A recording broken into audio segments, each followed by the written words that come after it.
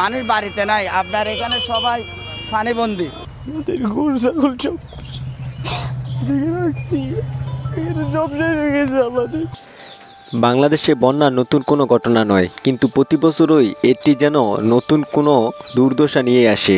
এই মুহূর্তে বাংলাদেশের বেশ কিছু অঞ্চলে বন্যা পরিস্থিতি বেশ উদ্বেগজনক, এবং এই সংকটময় মুহূর্তে সাধারণ মানুষের জীবনযাত্রা কেমন চলছে পুরো বিষয়টি জানতে ভিডিওটি শেষ পর্যন্ত দেখতে থাকুন।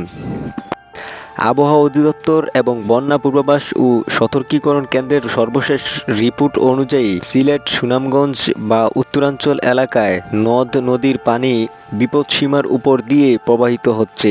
বিশেষ করে নিচু এলাকাগুলোতে পানি ঢুকে পড়ায় রাস্তাঘাট, ঘরবাড়ি এবং ফসলি জমি তলিয়ে গেছে।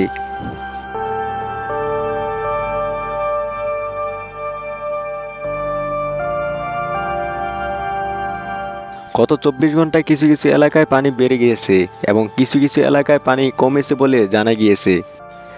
পাহাড়ি ঢলের কারণে পরিস্থিতি হুটহাট করে পরিবর্তন হচ্ছে, যা স্থানীয় প্রশাসনের জন্য একটি বড় চ্যালেঞ্জ। বন্যার সবচেয়ে বড় শিকার কিন্তু সাধারণ মানুষ। ঘরবাড়ি ছেড়ে উঁচু জায়গায় আশ্রয় নিতে হচ্ছে অনেককে। পানির অভাব, খাদ্য সংকট এবং গবাদি পশুর নিরাপদ আশ্রয় নিয়ে হিমশিম খাচ্ছে সাধারণ মানুষেরা। সারা রাত আমরা অনেক পূজা করেছিলাম, আমাদের গবাদি পশু পাখি এগুলা সাইড করছি এবং বাড়ির যে আসবাবপত্র এগুলো আমাদের সাইডে রাখছি। আমরা ডাঙ্গার মারে উঠা আমরা ভিজতাছি, পিন্দার খাবার পিন্দ লইয়া ঘুরতাছি, আমরা অনারে মরতাছি, আমরা কোনো রান্না বাড়া নাই, আমরা বাচ্চা কাচ্চা উপাস।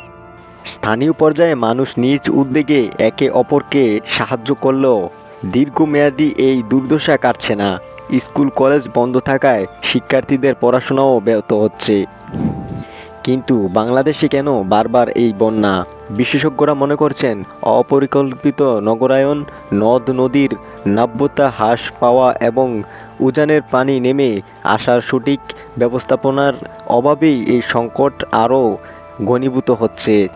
জলবায়ু পরিবর্তনের প্রভাবও এতে নতুন মাত্রা যোগ করছে। পরিশেষে বলবো, দুর্যোগের এই সময়ে আমাদের একে অপরের পাশে দাঁড়াতে হবে।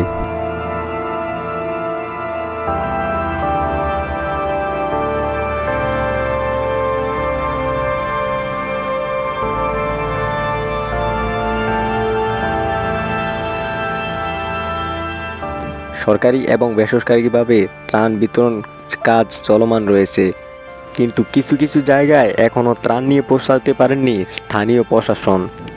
আপনার এলাকা বা আশেপাশের পরিস্থিতি কি, কমেন্টে আমাদের জানান। আপনাদের সতর্কতা এবং সচেতনতাই পারে অনেক বড় ক্ষতি থেকে রক্ষা করতে।